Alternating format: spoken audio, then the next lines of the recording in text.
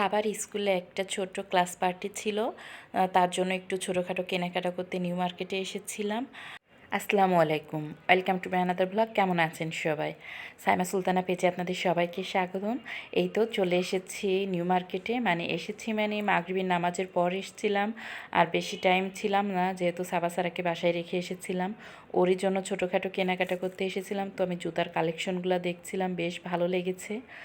আর আমাদের তিনজনেরই মানে সাবা সারা আর আমার দুই মানে এই শীতের জন্য জুতা লাগবে সেটাও দেখছিলাম।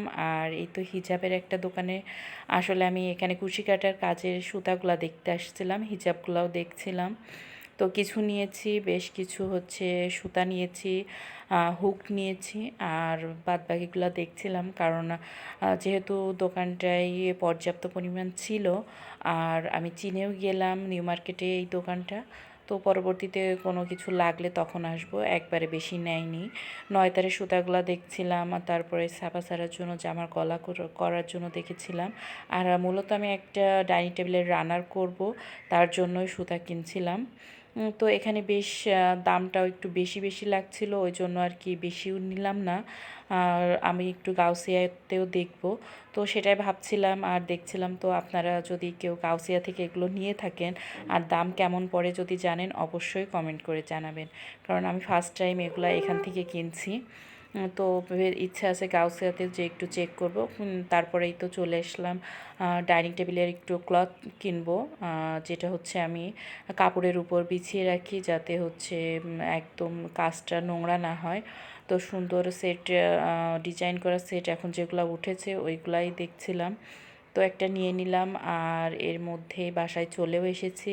আর সাবার তো অনেক মানে আগ্রহ যে সে ক্লাস পারবে, আর তার জন্য একটু মেহেদি নিবে, একটু সাজুগুজু করবে, শাড়ি পরবে।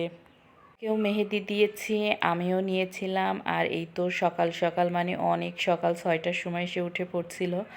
আমি তাও একটু ঘুম পাড়িয়ে আবার সে দেখি 7টা বাজার আগেই উঠে পড়েছে। তো আগে রাত্রে আমি হচ্ছে ডাইনিংয়ে এগুলো এনে রেখেছিলাম, কারণ রুমে সারা ঘুমাচ্ছিল।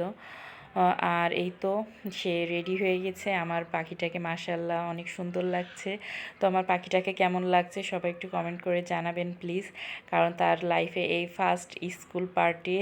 মাশাআল্লাহ অনেক সুন্দর লাগছে, আর ক্লাস পার্টিটাও বেশ সুন্দর কেটেছিল। তো আমি তো ওদেরকে রেডি করিয়ে নিচেই নিয়ে গেলাম, মানে সাবার বাবাও নিতে এসেছিলো।